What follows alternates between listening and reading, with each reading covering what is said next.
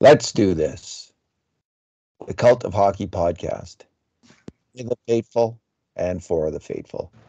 David Staples of the Edmonton Journal. And I'm here today with Bruce McCurdy. Hey, Bruce. Hey David, how are you doing today? Good, good. I wonder how many podcasts we've done. I guess I could look. There's a list somewhere. Probably more than 1,000, I'm guessing, eh? No, probably not quite. I mean, 5 years worth of games at 80 to 100 a year. Let's call it 100 a year, counting preseason and everything. So let's say 500 for that, and then a smaller number of non-game podcasts, but Yeah. I guess 600 or 700.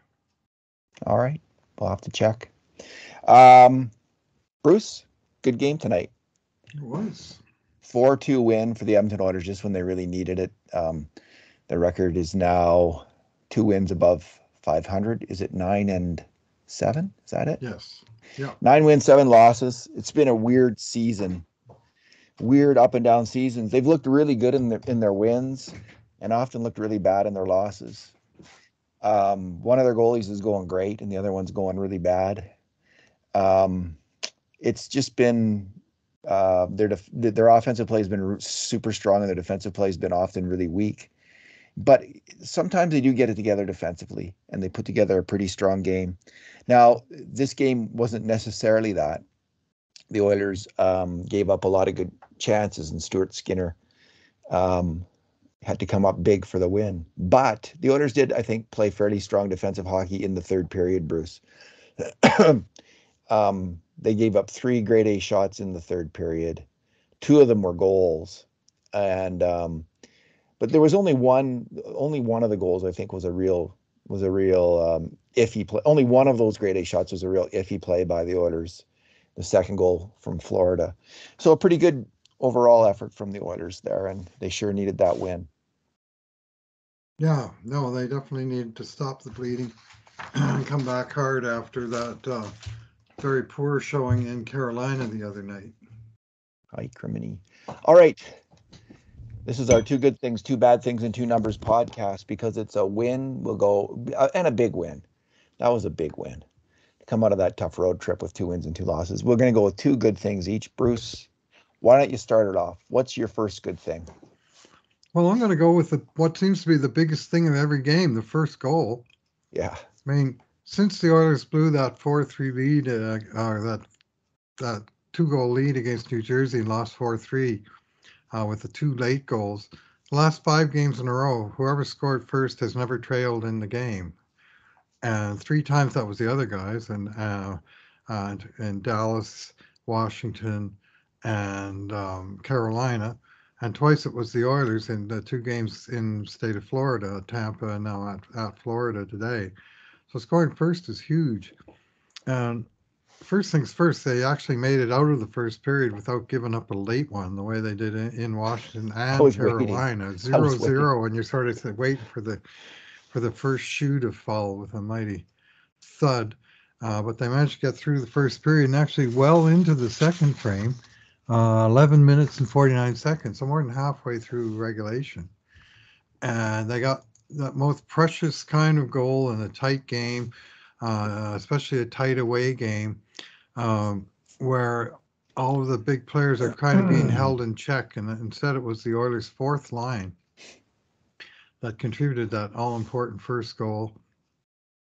And really, all 3 players on the line had a say of it, including the 2 newest members of the Edmonton Oilers, Matthias Janmark, who started the play with some really strong puck handling and controlling along the boards behind the net. And I noticed that in the preseason about him. That guy's pretty good along the boards. And he was here, and he just kind of, like he's not like a muscle man. He's just good with the puck in traffic. And he was able to control this puck here and dig it out to Ryan McLeod. And McLeod was sent a nice pass to Tyson Barrie at center point and teed him up just nicely that Barrie could let fly. But normally that's a 55-footer that Spencer Knight's going to have in his hip pocket all day long, if he can see it. But in this case, Cleem Costin was in his face, and he did not see it. and Barrie's shot whistled by both of them and bulged the netting, and there you go, 1-0 Oilers on a sort of play out of nowhere. Just some good, hard-working, uh, grinding hockey.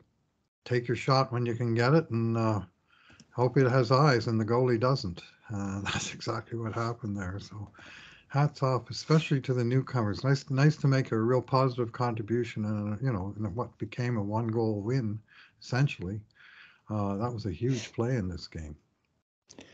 Yeah, we saw two guys who looked like they could play some hockey, like structured, solid two-way hockey, and a little bit of a physical game.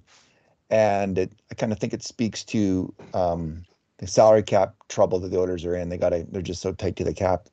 They haven't been able to play with 12 forwards all year long. Janmark would have been games much earlier. Oh yeah, he would have made the team. Yeah, he would have made the team, and looks like a pretty decent. That was obviously a really good game. So we're just going on one game, but that ability to win board battles and control the puck, and Costin's play in front of the net, like this is what's expected of these bottom line players, to play solid two-way hockey and be strong on the boards, physical, and a low risk game. And we're not seeing that low risk game from a lot of the Oilers players, including the forwards. Excuse me. So nice to see it from Janmark. Costin, I mean, he played 8 minutes in this game, Yeah. so not a lot, fourth line minutes. He was +1 for that screen, in which he didn't do anything officially otherwise on the event summary. He had 2 shots on net. He had a hit. One play that caught my eye was one of those shots when he first of all he chipped sort of a bouncing puck inside his own blue line. And the first job was to get it out. Well, not only did he get it out, he chipped it into the path of Ryan McLeod, who jumped on it up the left wing. And Costin got on his horse to catch up to Ryan McLeod, which was no mean feat. And of course, McLeod was handling the puck and kind of angling towards the puck, but McLeod made the centering pass across, and Costin made it all the way to the goal mouth to tip one on net. And Knight had to make a real good stretching pad save on that one. That was a good play by Costin, and he was skating. He was moving there. So nice to see. That was a nice play. Janmark made a nice play too in the can't remember if it was the second or the third period. In the third, he found Draisaitl cross seam for a dangerous shot with a very nice pass. So yeah, they made a really good impression in that game. Both of them did. So good for both of them. Bruce, my good thing is going to be, well, my first good thing will be the defense pairing of Cody Ceci and Darnell Nurse. These guys, Nurse has started out the year really strong, and then the last two games, he just really struggled. Ceci has been kind of up and down through the year. Good moments and bad moments in most games. This game, I just thought they both really stepped up. They didn't play mistake-free hockey, but man, they were solid. I mean, early in the game, Ceci went out and blocked a really hard Brandon Montour shot. And then he blocked 5 the rest of the game, and most of them were really key blocks. Darnell Nurse was blocking shots, banging people around, and they just both kept it really simple. They did a good job, generally speaking, of covering off the slot area, being hard and physical in those areas, and moving the puck rapidly and effectively, not carrying it so much. It was just, they played simple, disciplined, defensive, no risk hockey, and it was just what the team needed. In the end, Nurse played team high 26-10. And Ceci played, I think, 24 something or other. It's 24 and change. It was interesting. At even strength, they hardly played Barrie and Niemelainen. Well, they played Barrie and Niemelainen, but not much. They were both under 10 minutes at even strength. They really relied heavily on their top 4 at even strength, and most of all on Nurse and Ceci. I just think Coach really he knew how much this team needed a win and a strong defensive effort, and he just wanted to trust the guys who he felt the most confidence in, and he picked some good ones there. So, yeah, good work from both of them. Yeah, Yeah, no argument. I liked also liked Brett Kulak's game a lot today. I thought uh, he really competed hard. And I said something similar, I think, in a recent game. But he's starting to play with some edge and some real, um, piss and vinegar defensively. Like he's joining the battle when the other guys have the puck.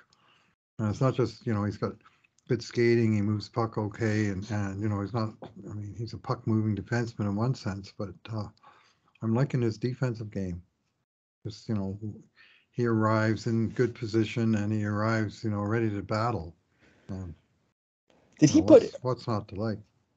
We'll have to check that replay again. He may have inadvertently contributed He checked the puck to. just Yeah, as he Buddy checked the was puck. Bennett was Now he chipping might it have in. scored anyway, but that's why Kulak, I think, was after the Mm.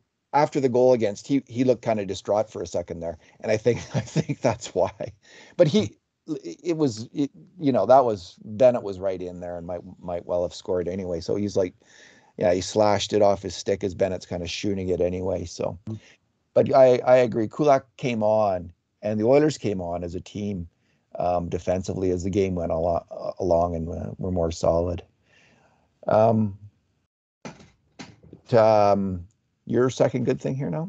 Yeah, more of the same in terms of coach going with players that he trusted. And one of the players that he trusted in this game was Warren Fogle, who entered this trip as deeply buried into the doghouse as you could get, or at least after the first game in Washington, especially when he gave in a goal with a turnover. But tonight, Fogle started the game on the third line after a couple of let's call them iffy shifts from rookie Dylan Holloway, where his turnovers led to dangerous shots going the other way. Yeah. Fogle got promoted up to the second line with Draisaitl and Hyman, and I thought he looked good there. I mean, Florida was carrying the play in the shot clock because that's how they play generally. I mean, this is the President's Trophy team we're talking about, or most of it, and they're going to get their shots because they average 40 a game. But I thought that line held their own, and they got some chances. For his part, Fogle played 16 minutes and 4 seconds, which may well be a season high. He had 3 shots on net. He had 3 takeaways, and he had one of each on the game's deciding goal. It turned out to be the game winner.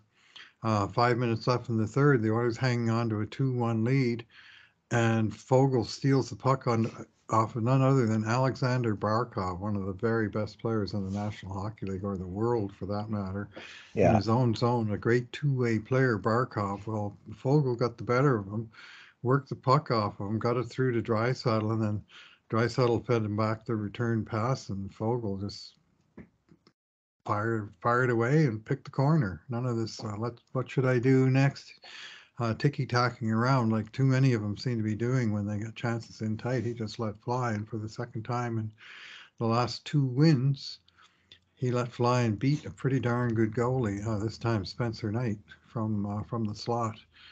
And as you're going to talk about shortly, they sure needed that insurance goal, but it was a nice one to get, and it was due in large part to the hard work and execution of Warren Fogle. Credit where due. He's his revival is one of the best good things that happened from this road trip. Yeah. Yeah. They needed one. He's back. He's back, and he was not a factor for the whole first month of the season. Yeah. Yeah, he has really stepped up, and that was a good. He looked at home with Draisaitl and Hyman. I mean, again, Fogle can puck protect, he can forecheck, and you get those three guys going. There was a shift or two when Fogle, Hyman, and Draisaitl just really gave the gears to Florida, and they could be a real load for the opposition team if they all get their feet moving and are working together. So we'll see. I think we'll see that more of that line, especially with Holloway. He clearly is having some troubles with puck management right now. So my second good thing is Leon Draisaitl. I thought he had a great game. He came out slow like the rest of the team, and in the first minute of the game, he and Hyman collided in the offensive zone turnover, and then All right. Draisaitl was part of the crew that doesn't cover the slot off on a really dangerous shot early in the game, but Skinner saved their bacon. And then Leon kept getting better. Like, especially, he just came out in the second period. This was remarked on by Louis DeBrusque during the broadcast, but he came out in that to start the second period, and man alive, he was pouring it on. Um, he made a great play where he grabbed the puck and kind of dangled it right at the offensive blue line. He was the last man back and was able to put it down low to Kulak on a pass. And Kulak, if he had gotten off a shot immediately, would have scored, but he wasn't able to completely control it. But he did get off a wraparound. I think Leon's strong start in the second period, though, might have been propelled. The Oilers had a power play late in the first, and McDavid whipped his patented cross seam pass over to Leon, and Leon got off his world famous executioner shot. That's this lashing of the puck, where his stick is going towards the goalie like an axe, and the puck's even faster. It's a missile, and how he did not score. I mean, it was a remarkable save by Spencer Knight. Maybe Leon was a little upset he didn't get it up a little bit higher, but nonetheless, he scored so many goals on that play, and Knight just came out of nowhere really to rob him. That got Leon going, and he came out, had that great shift. He was intense, moving his feet, playing strong defensive hockey, covering off his man the rest of the game. After that moment, he finally got going. Leon is, I think, one of the Oilers' slow starters, but once he does get going, Bruce, he is such a force. And of course, on Fogel's insurance goal, what a play by Fogel to steal it off Barkov, as you've said. And then Leon made a really fine backhand pass. He got the puck from Fogel. He puts it back to Fogel, who then just fired it home. It was very high skill, a smart and heady play by Leon to set up Fogel, and a great finish. So a great game. And he won 14 face-offs. He lost just 9. It's not remarked on it. We remark on it. I mean, it's remarked on sometimes, like it's heavy load that he takes in the face-off circle. But really, game after game. And it's just it's another moment where he is called upon to really concentrate, really strain, and really work hard. And he did it again tonight and was very successful at it. So great game from Leon. And I gave him CC and Fogel all 8s. Barrie had an 8 until he made a fairly major mistake, which I'm going to talk about coming up. And Skinner got a 9 out of 10 in this game. I thought he was the Oilers' best player. Bruce, your bad thing. Yeah, I'm going to go, I guess, with Florida's first goal. And this was early in the third period when, first of all, the Oilers couldn't make it through the first minute of play without taking a darn penalty.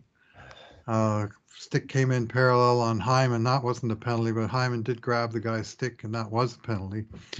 And Hyman,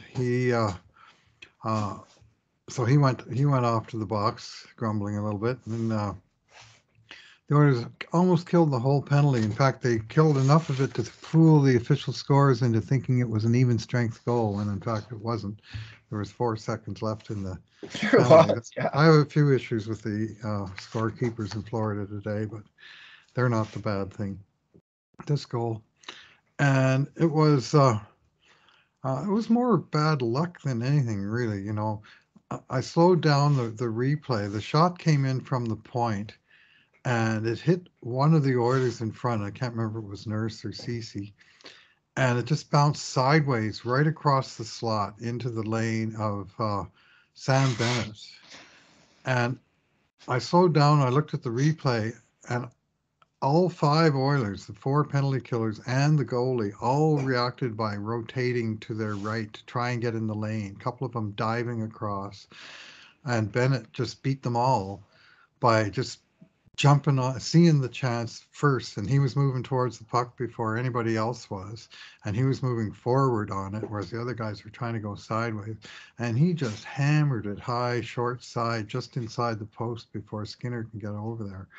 So the bad thing really is just, a bit of a bad bounce, and a real good play by the goal scorer on the other team that they couldn't really stop. I mean, you and I scored that as a no fault goal. It's not very often that we're not pointing fingers at one or more Oilers when especially when goals are scored. But sometimes when the other team's power play executes, or in this case, they got a bounce and then executed. But who did anything wrong? Really, not anybody. So it's not a bad hockey thing. It was just sort of a bad thing that happened in the game, and that just didn't seem fair at that moment that they kind of got that chintzy power play. And I hate goals right at the end of penalty kills. Really do. Yeah, I thought they had it killed off. I thought they had her done, Bruce. Yeah, Yeah. those official scores, they so far at least, Draisaitl and Nugent Hopkins, I think it was, deserve Yeah. assists on Barrie's power play goal. That's I what I mean, thought. Draisaitl put the puck Won the over. draw. Pretty sure Nuge put it back, Well, they're and saying Nuge pressured the guy, and they're saying the Florida guy got the stick in there and gave it away. But I mean, I maybe he thought did. at minimum Draisaitl for winning the face-off because that guy never had the puck. Anyway, whatever. It's Florida. I've noticed strange things from that city before. Well, maybe they'll change it. They can still change it, I guess, after the game. That sometimes happens. I think there's even a 24-hour window, if I'm not mistaken. Yeah, yeah, that was a. I just, Skinner had been playing so well, and of course, I was thinking shutout, and I didn't say, like, in our comments back and forth. I got superstitious there. I didn't say anything about it at that point. At that point, because he had, Florida, by our calculation, should have had about 3 goals in the first 2 periods, and Skinner had not let in any. And there he was. He, he couldn't keep the shutout going. And my bad thing, Bruce, is the next goal, which it was actually kind of easy to pick the guys making mistakes there. Barrie, on this play, the Oilers have what is it, 3-1 lead then? Yeah, 3-1 lead. And they've just scored at 5 with 5 minutes left in the third period. That's when Fogle scores. Anyway, the game's in hand, and Florida's rushing the puck up the ice. Barrie tracks his man into the middle of the ice, and a winger is shooting down the wing, and Puljujärvi, he's a little slow getting there. He does get there eventually, but the Florida winger makes a move and puts the puck deep, and the puck goes right through Barrie, goes through Puljujärvi. Both those guys were making major mistakes on that goal against, and it was just it added a little bit of intrigue to the game, which really wasn't needed. And it would have been good if they could shut down that play before it ever occurred, is what I would say. If Puljujärvi been right on his man, or Barrie had maybe not reacted quite so strongly to charge over to the middle of the ice. But it is what it was, and mistakes were made, and a goal against was scored. So 3-2, and the game was in doubt. But the Oilers didn't give up another grade A shot after that. In fact, they got a goal.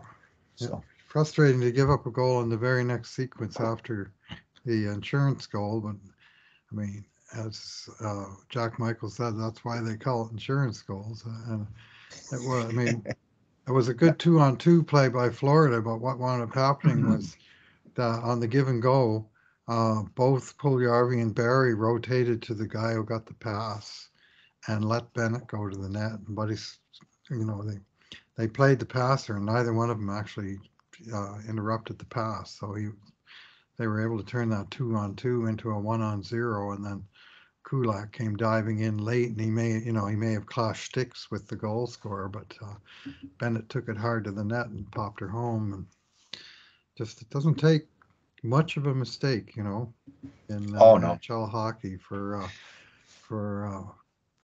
attacking players to make you pay for them. And Sam Bennett did there, and the passer, I mean, he deserves some credit too, and that was Colin White. There you go. Oh, there you go. And Yeah, Radko hockey. Gudas was the other. Hockey happens fast. It Sure. really is. And I'm surprised there's not more goals, given Mm-hmm. the unbelievable skill and speed of these players. Like it speaks to the discipline and the fundamental play of the defenders. Usually that they shut them down consistently, because those guys, man, they just will burn you in a microsecond. Let's move on to the numbers section of the podcast. Bruce, what is your numero? My number is 1 minute and 45 seconds. And that is the average amount of shorthanded ice time per game by the Oilers' hardest worked penalty killing forward in this 4-game road trip. And that was none other than number 97, Connor McDavid, who has been inserted onto the penalty kill unit with a bullet, it seems like. And he doesn't, it was funny. Every game he played, almost the exact same amount, 152 in Washington. And of course, the PK was not good in that game, but they were fine thereafter. He played 140 in Tampa. Then last game in Carolina, 147 to tie for the team lead. And then today, 139 to tie for the team lead again. So he's on not only on the PK, but essentially he's, I don't know if you'd say first unit, but it's worked out that he's picked up a few more seconds than any other player. For average ice time, tied for second on the road trip were Yamamoto and Kane, neither of whom finished the road trip. So thankfully nothing happened to McDavid. And then McLeod, Ryan, Nugent Hopkins were down there at, a minute and a half each. And Hyman, Fogle, and Janmark around 1 minute each. So they're really doing it by committee. There's nobody that's sucking up 3.5 minutes per game.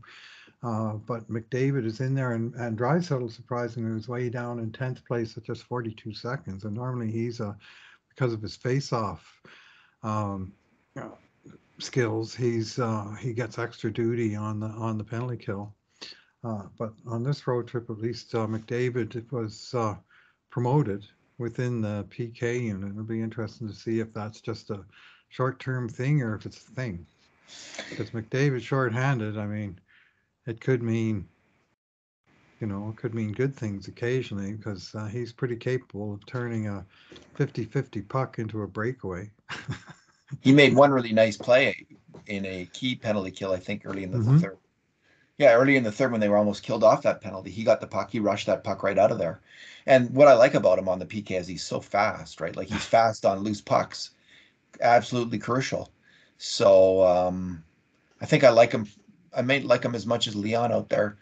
You are called upon to block shots, which I'm not thrilled with McDavid or Draisaitl being asked to block shots. You don't have to as block shots, as Zach Cassian proved all those years on the PK. Anyway, let's not get into that. But he is dangerous. He's fast and dangerous out there. He's got to scare the hell out of the opposing team when he's out there. So if he reads the game well, he can probably avoid having to block shots. Nuge doesn't block a lot of shots, I don't think, on the PK. So, you can do it without risking your body in that manner. Ceci led the team overall. Of course, he's a defenseman, and on the PK he was at 221. But for they really counted on Cody Ceci on the PK. And he's blocking a ton of shots, Ceci, not just with his body, but also deflecting shots right off the stick and into the netting. He's done both of those things quite a lot. He's really, I don't know if he stepped forward, or maybe I'm just noticing more that he seems to be the guy that's in the way a lot. He really stepped up tonight, so that might be why it's he really but a lot of games, like he's this year it seems like he's sort of amped it up on that side of it a little bit. If Nima Linen's going to stick with the team, that's what he's got to do. He's got to figure out how to block shots, and he's not yet doing it consistently. And he's having his struggles out there. I think if Philip Broberry was healthy by now and playing well in Bakersfield, we might be seeing him in Edmonton. But that's still he's still a work in progress. That after cutting his hand while cooking, which was a really horrible story to hear as well. Okay, Bruce, my number is 1. And it's kind of a remarkable number. It's part of the tale of two goalies this year. All year long, Stuart Skinner has made just one mistake leading to a goal against. He's let in other goals, but they've all been on grade A shots. Only one of his mistakes has been translated into a goal against, and it wasn't tonight. He did make what we termed was one mistake. It was kind of a tough play in that the puck was put deep into the Oilers zone and it hit a stick in the slot. Oh, And yeah. because of that, Skinner let out a bad rebound. Like he got his pad Short on it, but rebound. Mhm. it was a short rebound, but it was a bad one. Like it was It a was a tough one dangerous because one, yeah. it sure was a dangerous one. I mean, you could argue it wasn't even his fault, but we generally don't cut slack to players, on a play like that.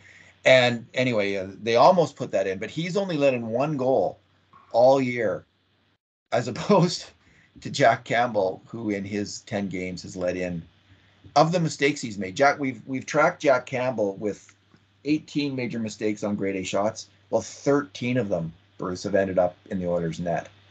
So it's one of the highest rates of bad mistakes on goals against, on mistakes on goals against that we've seen in Oilers since we've been tracking this stuff since 2007-08. It's when I first started it.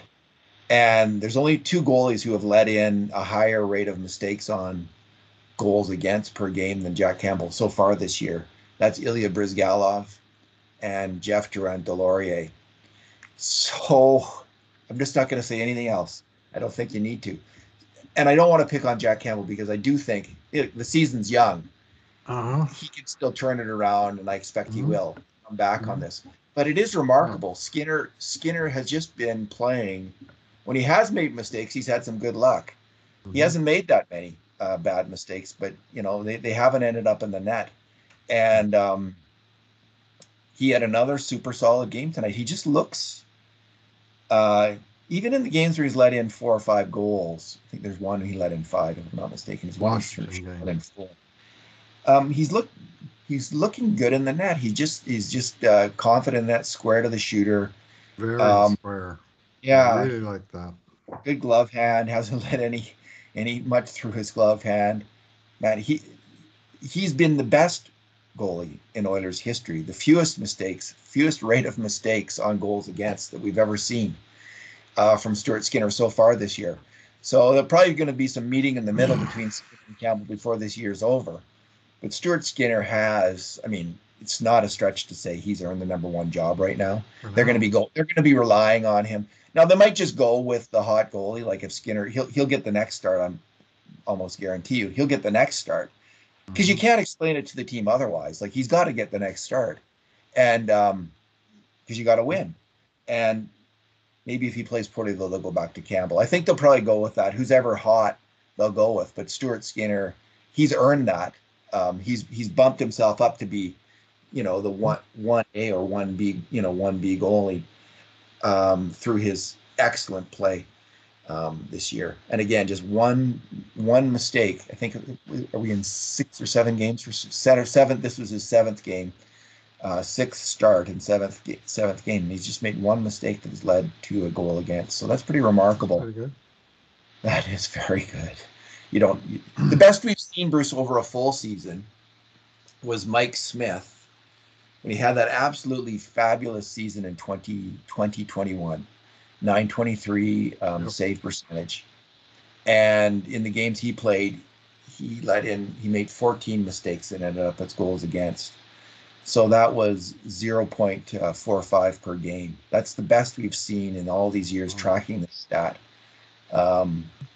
So Skinner has a chance to challenge for that. And now there's some luck involved in a stat like that. You can make mistakes that don't end up in the net. Right. And you can also, clean up your own mistakes. You can clean up your own mistakes with great saves, like Mike Smith did sometimes, and which you could say Skinner did today on the one that arguably, the one that deflected off the stick that he made the save. Well, he sure sealed the net on the rebound chance that Buddy had. He sealed the ice, so there was nothing for Buddy to shoot at, even though he was right on the doorstep. And Mikko Koskinen didn't make generally in his career with the Oilers, didn't make a high number of mistakes on goals against, but he didn't stop enough grade A shots. He still let in too many goals because he just wasn't as good a goalie as he needed to be to stick in the NHL over time. Although he had a 4-year career and made a lot of money. Sample sizes, of course, are small for both men. I mean, obviously, I would suspect both will regress towards the mean as the year goes on. And as some have pointed out, early days for Campbell on a new team, and sometimes it takes a while for a new goalie and his defense core to get on the same page. And how much of that is on the goalie or the defense core or the coaching, who knows? But it's been a little frustrating with Campbell. That said, when all of the pundits were saying, well, now that Campbell has come back with that bad game in Carolina, it's time to let Stuart Skinner run with it for a while. And on the surface, that makes sense. But as I wryly said to my wife, I said, now that Campbell's given up 9 goals in his last 2 games, they can go to Stuart Skinner, who's only let up 9 goals in his last 2 games. I mean, team defense has been the problem. And, Yes. I mean, Skinner had a pair of, tight losses, 4-3 to the Devils, 5-4 to the Capitals. But Campbell had a couple of debacles in there, which Skinner hasn't had any debacles as yet. It's when your mistakes end up in the back of the net that the fans Oh, turn yeah. on you, right? Like, again, you can make mistakes, they don't go in, Oh, or yeah. you can save your mistakes yourself. But it's when you Hmm. have those combination of those two things, you make a mistake and there's a goal against. Suddenly, man, like people, they start to get a little irate, Hmm. and well, it's their job, right? That's the goalie's job, not to make mistakes Hmm. and not to let in goals against. So I can see why. I Anyway, well, we've talked enough about Campbell and his woes. I do Yep. think he's going to come back. Skinner, though, like he is off to a fantastic start to this NHL season. It's really huge news for the Edmonton Oilers. It's been absolutely critical to this team. They wouldn't have this above 500 record without Stuart Skinner's play. So good thing for him, and he's staking his claim. All right, when's the next game, Bruce? Tuesday, Wednesday? Yeah, they play Wednesday against LA Kings. Wednesday the 16th, they're back home. They got a couple of days to rest up and regenerate. And honestly, 2-2 on this road trip is pretty darn good. I mean, Yeah. when you consider the high quality of teams that they were playing in a very short span. I mean, it was just 7 days ago that you and I were discussing the crashing 6-2 loss to the Stars, and it was easily to imagine a 1-3 road trip or worse. So to come out of it, it would have been nice to get one extra point in one of the losses, but that wasn't to be. But 2-2 is it sustains um, their position, and now it's time to start doing a little better on home ice where they're just 4-5-0. Indeed. So the Oilers, just looking at the standings here, yeah, they're Mm-hmm. fourth in the Pacific. Um, so it's about where they belong at this point. 59 goals for, 58 goals against. So Mm-hmm. you can't count on hope for much more than that. Although the Kings have 52 goals for and 54 against, and um, they got a nine. What's their record? 9-6-1. I guess they got one loser point. So you're right; those Uh, loser points make a difference. they add up. They do, Bruce. So one last little thing before we sign out today. I was talking about McDavid on the penalty kill and hinting at the chances of offense on the PK. I'm from a child of the '80s. Well, a man of the '80s when the Oilers were the penalty kill scourge of the National Hockey League, scoring 36 shorthanded goals in 1983-84 and scoring in the high 20s on several other seasons, uh, and leading the league every year in shorthanded goals. And the year after Gretzky left, like he was in the middle of a lot of it, but the year after Gretzky left, they were still uh, uh, at the high end in the high 20s. And 34 years ago today, November 12th, 1988, just after the Gretzky trade, and the Oilers are playing in Toronto, Hockey Night in Canada, it was Saturday night, just like now, and Esa Tikkanen scored 2 shorthanded goals in the first period, both assisted by Yari Curry, 12 seconds apart to establish an NHL record that still stands, fastest 2 shorthanded goals. And Tikkanen broke the record held by Edmonton Oiler Pat Hughes, who scored 2 goals in 25 seconds at St. Louis in 1986 3. And Pat Hughes broke the record that had been held by Edmonton Oiler Wayne Gretzky, who scored 2 goals in 27 seconds in 1980. So 3 consecutive Oilers held the same National Hockey League record for doubling down on scoring twice in a row on the same penalty kill. And that was that. I personally, during that time, I learned to absolutely love letting offensive players out on the penalty kill. Nowadays, it's all, well, you don't want them blocking the shot, and but if you want to win the game, sometimes you need your best players to do it. So I'm not opposed.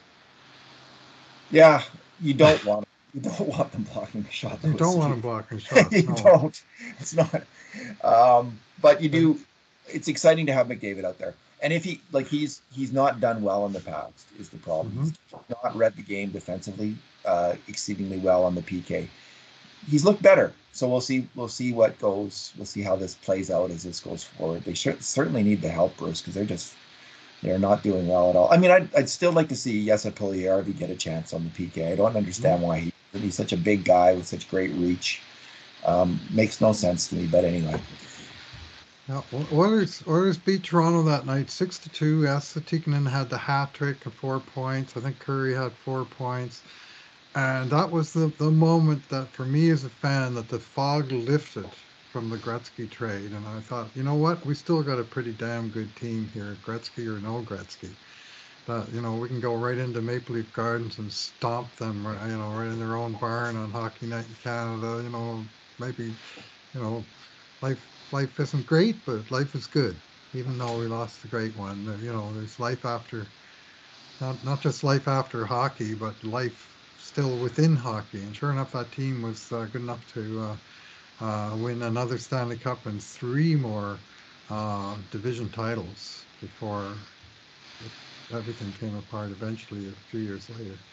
I don't believe that I've seen a better pair of penalty kill forwards than Jari Kurri and Esa Tikkanen working together that season in the playoffs.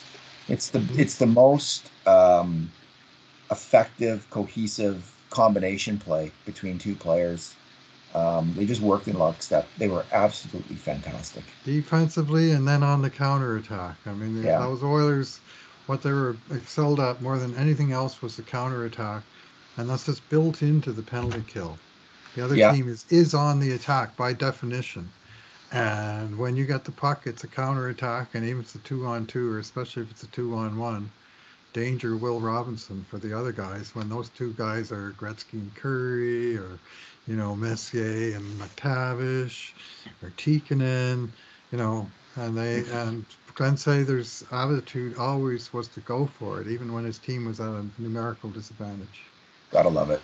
I'd love, yeah. I Let's sure keep did. it up. Let's keep it up with McDavid. See how this goes. All right, Bruce. Thanks for talking tonight. All right, thanks for listening, everyone. And in the meantime, and in between times, this has been another edition of the Cult of Hockey podcast.